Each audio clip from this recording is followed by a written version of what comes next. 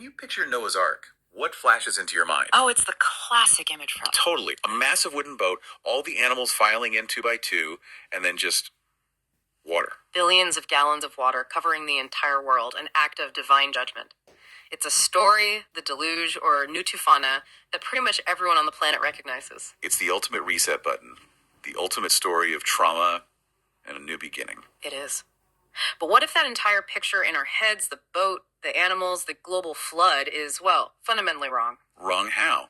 Our deep dive today is into some really fascinating research by Safa Kaçmaz, and his work just completely refutes the idea of the new tufana being a natural disaster at all. Okay, so we're jumping right into the deep end then. The core thesis here is what? The core thesis is that the flood was not a tsunami. It wasn't a river overflow. So what was it? It was a highly systematic, organized, and planned human sacrifice ritual. A human sacrifice ritual. Performed in Mesopotamian temples. And it was designed as a massive sociocultural reform. I'm already floored. So our mission today is to completely redecode this history. Exactly. We're going to unpack how concepts you think you know, like ship, sea, even wine, are actually coded symbols. Coded symbols for what? For a huge, violent, but maybe necessary shift away from, well, from institutionalized cannibalism. It really provides a whole new lens on ancient history. That changes everything. It moves it from an act of God to an act of, human legislation? Something like that. So let's start there. The scientific dismissal.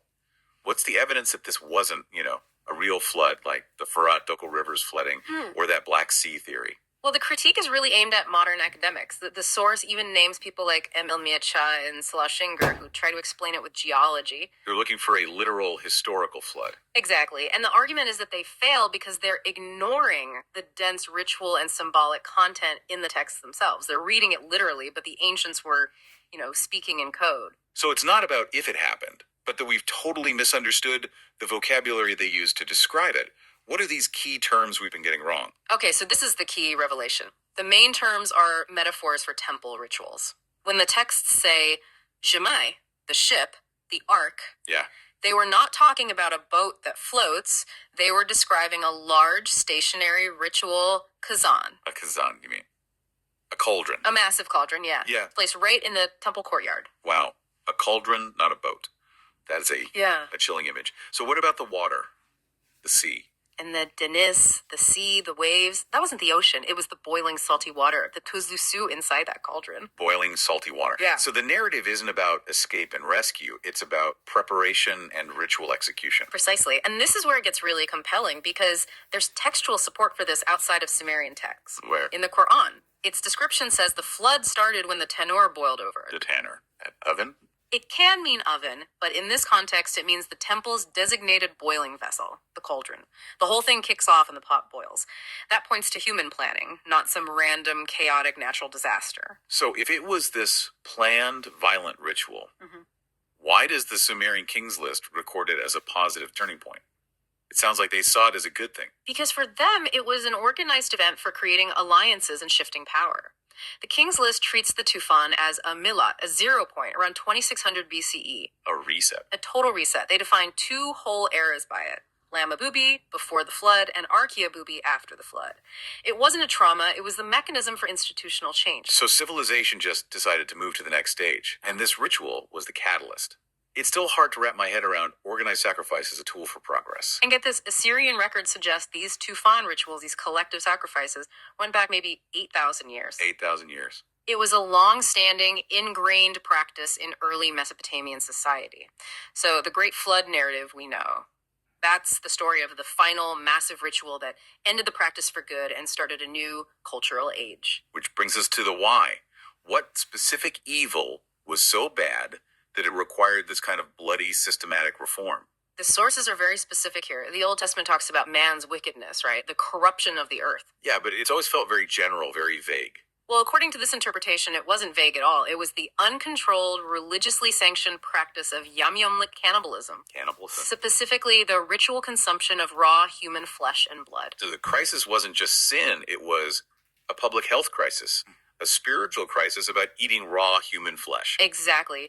Various communities tied to the Nemrut cult were practicing this. The consumption of she-ate raw flesh and blood was becoming this huge social problem threatening to tear everything apart. The new Tufana ritual was organized to create a new covenant to permanently ban it. This just completely reframes the story. It's not God punishing sin. It's a society performing a radical, divinely sanctioned cultural revolution to create a new social contract. A contract based on hygiene and order. So if you ban something that central, you have to replace it. What were the substitutes? This has to be the most critical part of the reform. It is. This is where the symbolism becomes so profound, and you can see it echo all the way to today. You ban blood, you have to replace the ritual of blood. And the texts tell us what Noah did right after. Yes. The very first thing Noah does after the flood, according to Genesis, he plants a vineyard. And makes syrup wine. This wasn't him just relaxing after a stressful event. This was the key moment, the act of ritual substitution. Wine replaces blood. The primary law right after the Tufan in Genesis 9.4 is this absolute ban. You shall not eat flesh with its life, that is, its blood. Wine immediately becomes the agricultural, non-fatal substitute for blood. And that one rule is the foundation for so much. So much. Think about kosher laws in Judaism, about draining blood, the prohibition in Islam, and I mean, most overtly, Christian communion. Where wine is the symbolic blood of Christ. It all tracks back to this single ancient reform. It's just astonishing. That ritual memory is still shaping major global faiths today. So what about the flesh? If wine replaced blood, what replaced human meat? That was replaced by the new symbols of settled life, grain and ekmek bread.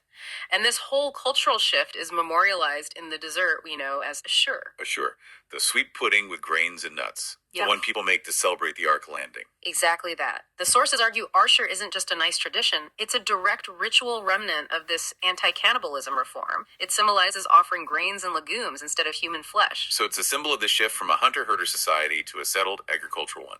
A society based on grain. And the details of the ritual back it up. How so? The number of ingredients in ashur, right? It's often 7 or 12 or 40. That number symbolizes the number of tribes or allies who entered into this great agreement. It's literally a recipe for an alliance. It is. And the custom where the person who makes the ashur doesn't eat their own batch, but gives it away, that's a memory of giving up the sacrificial victim to the community to seal the deal. So the sacrifice becomes symbolic, edible, and shared. A total cultural revolution. Okay, let's talk about the last big icon, the animals. If the ark was a boiling cauldron, they weren't literal passengers. No, they weren't animals. They were the totem symbols of the different communities joining the alliance. So when the text says the animals entered 2 by 2. It's listing the allied tribes who signed the new non-cannibalism treaty. It's an alliance roster. An alliance roster. And it connects right back to archaeology. You look at a site like Göbekli Tepe with its 20 to 40 different animal totems. Those are the societal units. The kuzu, the lamb, the guversin, the dove. They represented groups like the Esur or the Ichirami. And this ritual didn't just stop a practice. It created a new social order. That was the political goal. The Tufan created the Gok and Yer, the sky and earth divisions. This set up the whole religious and social hierarchy, separating groups like the Akkad and the Sumer. And you see that enforced immediately in the story with Noah and his sons. Absolutely. The infamous cursing of Ham, which makes Canaan a slave of slaves, is basically the religious justification for the new power structure that came out of the alliance. To bring this all full circle, the city associated with the flood is Shurupak. What does its name tell us? The name itself is the final clue. Shurupak means place of healing, Shifayeri. A place of healing. The whole violent, organized ritual was seen by the people who do it as a form of social purification.